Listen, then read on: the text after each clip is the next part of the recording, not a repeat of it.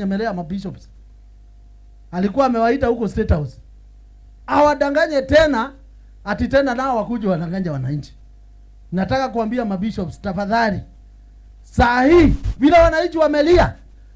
Nyinyi mkidanganywa na mmoja mtudanganye, naye Mungu atawaona. Mungu hatakuwa pande yenu kwa sababu watu wameumia. Saa hii watu mumeona umaskini vile umekuwa, biashara za watu zimeangamia, kazi zimekosa, watu wanaumia kwa hospitali kwa hii mfumo sijui ya SHA na SHIS na nini. Confusion tupu iko kwa serikali. Mimi nataka niwaambie mabishops na mapastors, this time round lazima msimame na ukweli. Na msimame na wale watu ambaye wanataka kutengeneza nchi hii. Wale wanasimama na wananchi. Na mimi nataka niwapagarantii kitu moja.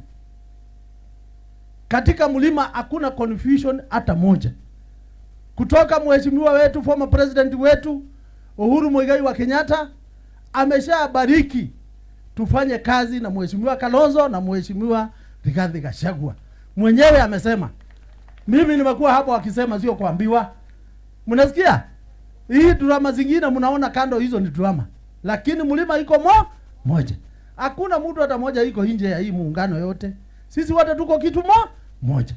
Kwa sababu tunataka nchi hii irudi vile Kibaki alikuwa akiongoza, ikawa nchi iko na maendeleo, wakiwa na Kalonzo akiwa deputy president wake. Si mnakumbuka? Na Kalonzo hakusumbua Kibaki, si ni kweli? Wakafanya kazi, wakaleta free education, ndio hao walileta hata hizi simu za mobile, wakaleta boda.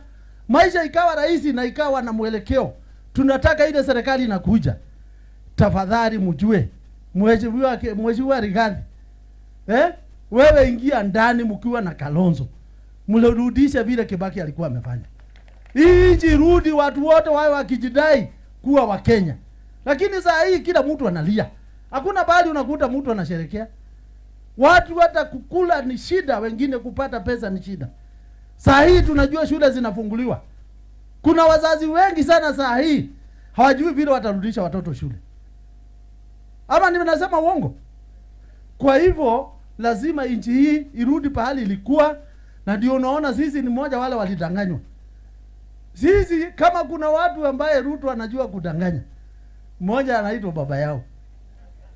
Lakini naye siku moja atakuja kusema kweli yako na bahati. Ruto tulipatia serikali ya kikua mzuri kabisa. Ona sasa. Unajua by the way tu naonaga kama Ruto alibadilishwa. Ile Ruto tulikuwa naye tukifanya kampeni tulikuwa naona ni mwerevu, ana maarifa, ana idea, anasema atafanya. Sasa sisi naonaga mtu ambaye anasema hivi, akipanua mdomo watu wote wanajua anataka kusema uongo. Si hata nyinyi mnajua hivyo? Akipanua mdomo anataka kusema nini? Uongo. Ama namna gani? Lakini tunaambia wananchi, don't lose hope. Juzi mliona ni jana ama ni jana. Can you imagine wana madharau kubwa sana kwa mheshimiwa Kalonzo Musyoka. Wanasema hawezi kuwa hata na ng'ombe hata mbuzi. Ati anaongea nini maneno ya ng'ombe na mbuzi na hana. By the way, wacha niwaambie, ukiwa nataka kuona ng'ombe kama zile zinaonangwa huko showground, ng'ombe zile kubwa na mbuzi kubwa mingi, enda kwa mheshimiwa Kalonzo Musyoka hapo. Kalonzo diako na zile ng'ombe mimi sijaona mtu mwingine naye kwa boma yake. Tena ng'ombe mingi, lakini Kalonzo unajua ni mtu wa kujifanya tu mpole tu. Sio mtu wa kujigamba, si ndio? Sasa wanamdharau kwa sababu wanafikiria wameiba pesa yote. Sasa wanaona kama yeye anakaa tu hivi baridi kama hana pesa. Si ndio? Waacha wajue. Hiyo mambo wanatuletea sisi tunajua hii ni deal, wanakulia pesa hii chanjo. Usifikiri ni kitu kingine. Ni hii ukora tu kama hii adani tu, kuna pesa inataka kukuliwa hapo katikati. Lakini wananchi wamesema no tu hiyo chanjo, si ndio? Watu wakamate tutaenda njia moja. Neto dhiba mwe. Tuenda mumine maundu asuma kuasiate aiko ni ngei. Maundu aiko ni ngei nesi adheli tuwa. Ukiona Mkikuyu unaona umeona ndugu ya? Ama namna gani? Mungu abariki sana na tuko pamoja. Thank you so much. God bless you. Na niko proud sana na Maanzo. Maanzo sisi wote tunampenda kwa mlima. kwa sababu ya ile kazi na msimamo amekuwa naye, na mjumbe wa hapa sijui anaitwa Kipasu, hata yeye alisimama na Rigiji akatufanyia heshima kubwa sana. Na kwa hivyo tafadhali, mkiwa na maanzo muko na dume, si ndio?